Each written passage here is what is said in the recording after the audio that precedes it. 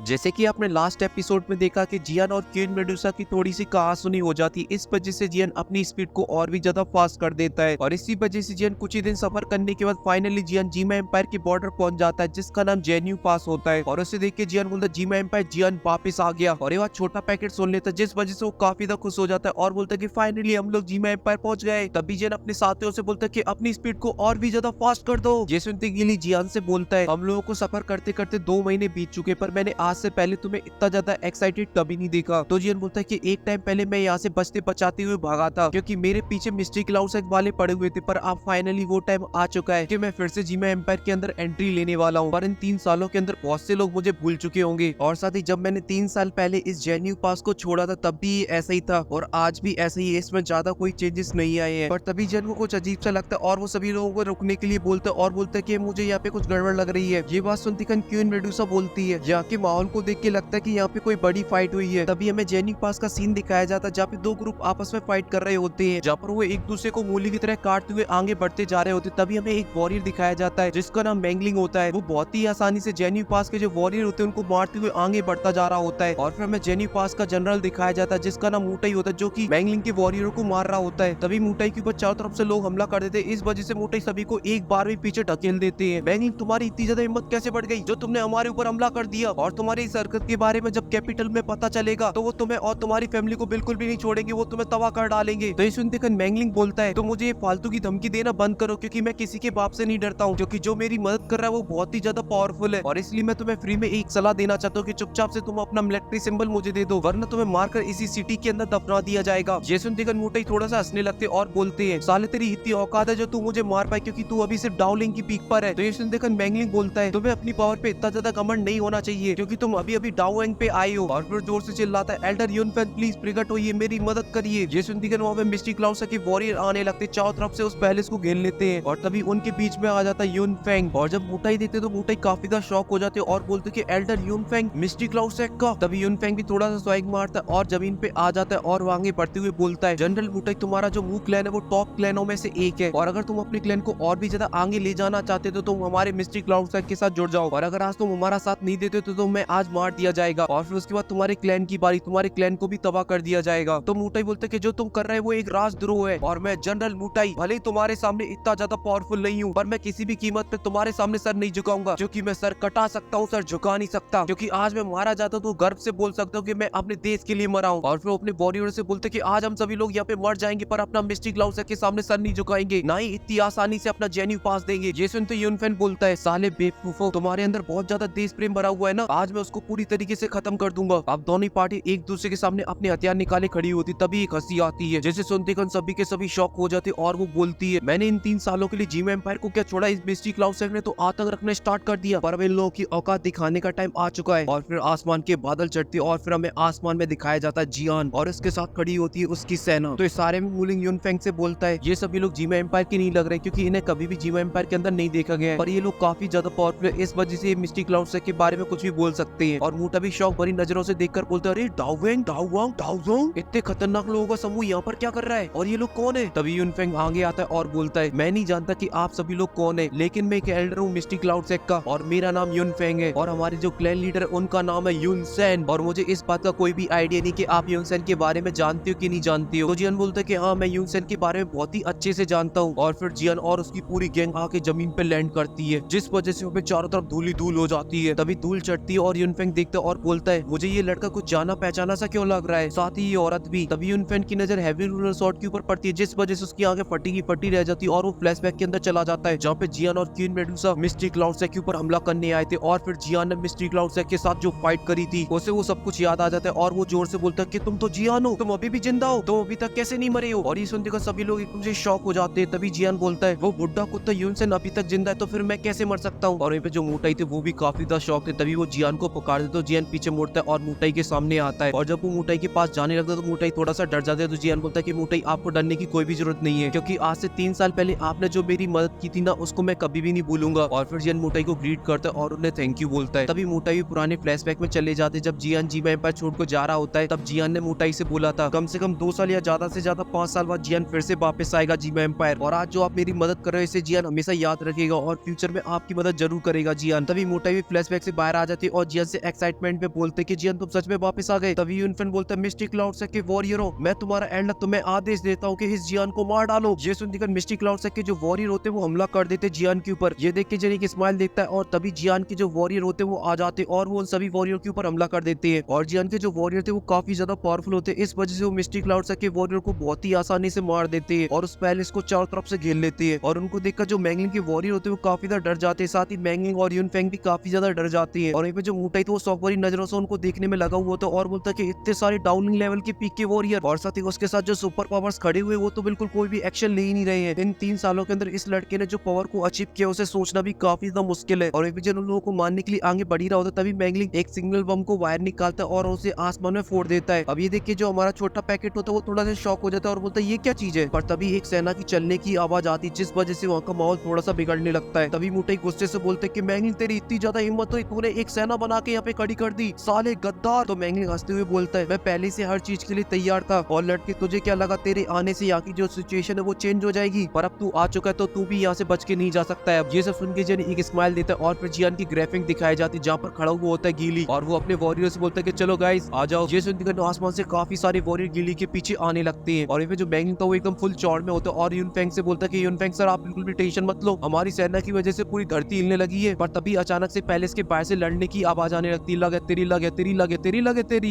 ये देखिए यूनफेंग और मैंगलिंग की हालत खराब होने लगती है। तभी मैंगलिंग बोलता है ये सब क्या हो रहा है। तभी यूनफेंग जियान से बोलता है तुम्हारे साथ और भी लोग हैं ना। तो जियान फुल स्वैग मारते हुए बोलता है मैं यहाँ पर अपना मिस्टी क्लाउड से बदला लेने के लिए आया हूँ, इसलिए मैं अपने साथ और वॉरियर क्यों नहीं लाऊंगा। तभी पैलेस का गेट खुलता है और वहाँ पे एक मिस्टी क्लाउड का वॉरियर दिखाई देता है, पर तभी वो गिर पड़ता है और उसके पीछे खड़ा हुआ होता है गीली और वो जियान से बोलता है कि बाहर की साफ सफाई पूरी हो चुकी है। और ये सब देख के जो मैंगलिंग होता है वो काफी ज्यादा डर जाता है और यूनफेंग के पास आता है और बोलता है एल्डर यूनफेंग अब क्या करें हम लोग। तो यूनफेंग बोलता है कि मैंगलिंग मैं इन सभी लोगों को रोकता हूँ, तुम जाकर मिस्टी क्लाउड में एल्डर से जाकर मिलो और उनको बताओ कि जियान वापस आ चुका है। और फिर यूनफेंग आगे आता है और अपने विंग्स को बाहर निकाल लेता है और आसमान में जाकर एक फॉर्मेशन बनाने लगता है जिस वजह से वहाँ पे मल्टीपल स्वॉर्ड्स आ जाती है। और वहीं पे जो मैंगलिंग होता है वो पतली गली से वहाँ से निकलने की कोशिश करता है, तभी जियान अपनी स्पेशल पावर से उसे रोक देता है। ये देख के मैंगलिंग होता है ये सब क्या हो रहा है मेरे साथ, और मैंगलिंग जियान के पास आने लगता है और तभी यूनफेंग अपनी मल्टीपल स्वॉर्ड से जियान के ऊपर हमला कर देता है और वहाँ से रफू चक्कर होने लगता है। ये देख के जियान बोलते बच्चू अच्छा भागना चाहते हो तुम, और फिर जियान एक हमला करता है जिस वजह से उसका जो अटैक होता है वो नष्ट हो जाता है। और वहीं पे जिया यूनफेंग को भगती हुई देखती है और वो बोलती है उसे यहाँ से भगने नहीं दे सकती है। तो जियान बोलता है ये सब मुझ पे छोड़ दो और फिर जियान मैंगलिंग को फोड़ता है जिस वजह से मैंगलिंग नीचे जाके गिरता है और फिर अपनी लाइटिंग मूवमेंट की स्पीड को एक्टिवेट करता है और यूनफेंग के पीछे चला जाता है। और जियान की स्पीड देख के मुटे बोलते है ये तो बहुत ज्यादा फास्ट है। और वहीं पे यूनफेंग को लग रहा होता है कि वो मस्त बच के वहाँ से निकल आया है, पर जैसे वो अपने सामने देखता तो वहाँ पे जियान खड़ा हुआ दिखाई देता है उसे और जियान बोलता है कि थोड़ा सा स्पीड बढ़ाओ यार। और तभी जियान क्वीन मेडुसा की एक और आदत को अपना लेता है और वो आदत होती है अपने अपोनेंट में लात जड़ना, और इसलिए जियान यूनफेंग में एक बहुत ही प्यारी लात जड़ता है जिस वजह से यूनफेंग की जो लैंडिंग होती है वो क्रैश लैंडिंग के अंदर बदल जाती है और वो जमीन पे आके गिरता है जिस वजह से चारों तरफ धूल ही धूल हो जाती है। और फिर जियान भी जमीन पे आ जाता है और बोलता है अगर मेरे हाथों से एक डाउनिंग लेवल का वॉरियर बच के भाग जाता है तो फिर मैं कैसे यूनफेंग को हरा सकता हूँ। और वहीं पे यूनफेंग एक ही लात के अंदर लड़खड़ाने में लगा हुआ होता है और वो जियान से बोलता है जियान अगर आज तुमने मुझे मारा तो हमारे यूनसेन मास्टर आपको जिंदा नहीं छोड़ेंगे। तो जियान गुस्से से बोलता है तू और तेरा मिस्टी क्लाउड से उसने मेरी पूरी जीव फैमिली को तबाह कर दिया है, तुम लोगों से वादा करता हूँ तुझे और तेरे मिस्टी क्लाउड से को दुगना लौटाऊंगा जो उसने मेरी फैमिली के साथ किया है। और साथ ही तेरे बाद ही बहुत जल्दी उस बुड्ढे कुत्ते यूनसेन की बारी है और अपनी ग्लेस फिल्म से हमला कर देता है यूनफेंग के ऊपर जिस वजह से यूनफेंग होता है वो कुछ ही देर के अंदर जल के राख हो जाता है। और ये सब देख के जो मिस्टी क्लाउड से के बचे हुए वॉरियर होते हैं वो अपने हथियार डाल देते और वो सभी भीख मांगने लगते जियान के सामने और बोलते कि हमें छोड़ दो, हमें जाने दो, मम्मी ने आज रसगुल्ला बनाया खाने के लिए, प्लीज जाने दो। और फिर इसी के साथ सीन चेंज हो जाता है। फिर हमें दिखाया जाता है मोटाई और जियान और गीली एक कमरे के अंदर बैठे होते हैं और जियान थैंक यू बोल रहा होता है मोटाई से जो उसे यहाँ से उसने जाने दिया। तो मोटाई बहुत ही हम्बल तरीके से बोलते कि मोस्ट वेलकम और आज के लिए आपका भी बहुत बहुत धन्यवाद, अगर आप आज हमारी मदद नहीं करते तो मिस्टी क्लाउड से हमारे ऊपर कब्जा कर लेता। ये सुन के जियान बोलता है कि मैंने कभी नहीं सोचा था कि ये मिस्टी क्लाउड से इतना ज्यादा हरामी हो जाएगा कि वो जीमा एम्पायर की मिलिट्री के अंदर भी उंगली करना स्टार्ट कर देगा। और साथ ही मुझे जीमा एम्पायर छोड़े 3 साल बीत चुके, इस वजह से यहाँ पे काफी कुछ चेंजेस आ चुके होंगे, क्या आप मुझे बता सकती हो कि यहाँ पे क्या कुछ चल रहा है। तो इस देखकर मोटाई बोलते कि सबसे पहले आप चाय खत्म कीजिए उसके बाद ही आगे की बातचीत होगी। तो जियान और गीली भी एक एक चुस्की ले लेते हैं चाय की और फिर मोटाई बताना स्टार्ट करते हैं इन कुछ सालों के अंदर जीमा एम्पायर के अंदर काफी कुछ चेंजेस आया है क्योंकि मिस्टी क्लाउड ने हर जगह अपना आतंक रखा है। तो शुरुआत करते कि आपके जाने के कुछ टाइम बाद ही मिस्टी क्लाउड के जो वॉरियर थे वो काफी ज्यादा अग्रेसिव और काफी ज्यादा घमंडी हो चुके थे और वो जीमा एम्पायर की अलग अलग सिटी अलग अलग टाउन के अंदर जाते और वहाँ पे जाकर अपना आतंक रखते और देखते देखते वो पूरे जीमा एम्पायर के अंदर फैल गए। और ये सब कुछ जो हो रहा था वो रॉयल फैमिली को भली भांति पता था और यहाँ तक कि जो जीमा एम्पायर के बाकी के जो पावरफुल क्लैन है उनको भी इसके बारे में पता था, पर किसी ने कोई भी एक्शन नहीं लिया क्योंकि सभी की यूनसेन के मारे फटी बड़ी थी। और इसी वजह से उनके जो भाव थे वो और भी ज्यादा बढ़ गए और फिर उन लोगों ने हमला कर दिया जीव फैमिली के ऊपर और उन्हें पूरी जीव फैमिली को तबाह कर डाला। ये सुन दिखन जियन एकदम से रुक जाता है और फिर सीन चेंज होकर फिर हमें मिस्टी क्लाउड सेक का सीन दिखाया जाता है जहाँ पर मिस्टी क्लाउड सेक के वॉरियर तैयारियां कर रहे होते हैं और साथ ही जियान और इंसान की जो फाइट हुई थी जिस वजह से जो मिस्टी क्लाउड सेक पूरी तरीके से तबाह हो चुका था और अब वो पूरी तरीके से रिकवर हो चुका है। अब वहाँ पे उस फाइट की कोई भी नामो निशान नहीं बचे थे और फिर हमें मिस्टी क्लाउड सेक का सीन दिखाया जाता है जहाँ पे यूनसेन बोल रहा होता है यून फैन की तरफ से तुम्हें कोई न्यूज आई? तो यूनफू बोलता है कि क्लैन लीडर अभी तक कोई भी न्यूज नहीं आई है यून फैन की तरफ से, इसलिए मैं थोड़ा सा वेट करना चाहिए। तो यूनसेन बोलता है कि उस जेनी पास को हासिल करने में इतना ज्यादा टाइम क्यों लग रहा है, इसलिए उसके लिए एक मैसेज भिजवा और उससे बोलो कि 5 दिन के अंदर ही उसको कब्जा ले। तो यूनफू बोलता है ठीक है और फिर बोलता है कि हम लोग बहुत ही जल्दी और भी टाउनों के ऊपर कब्जा कर लेंगे, उसके बाद हम पूरी तरीके से कंट्रोल कर लेंगे जीमा एम्पायर की साउथ डायरेक्शन को, उसके बाद पूरे जीमा एम्पायर के ऊपर मिस्टी क्लाउड सेक का राज होगा। ये सुनकर यूनसेन के फेस पे एक स्माइल आ जाती है और वो बोलता है तो कैसी तैयारियां चल रही है? तो ये सुनकर यूनफू बोलता है सब कुछ पूरी तरीके से तैयार है, बस आपकी ऑर्डर का इंतजार है। तभी यूनजू बोलता है हम लोग मैन पावर में तो काफी ज्यादा पावरफुल है पर जो प्राइमल क्लैन के अंदर आइस एम्पर वो काफी ज्यादा पावरफुल है, इस वजह से हमको लगता है कि हम लोग उसका सामना नहीं कर सकते हैं। और वो आगे कुछ बोलता है तभी यूनसेन बोलता है कि आप उसकी बिल्कुल टेंशन मत लो, उसके लिए मेरे पास ऑलरेडी कुछ प्लान है, बस तुम लोग जितने आदमियों को इकट्ठा कर सकते हो उतने आदमियों को इकट्ठा करो, क्योंकि मैं चाहता हूँ जो प्राइमर क्लैन है उसको पूरी तरीके से हटा दिया जाए जीमा एम्पायर से। जैसे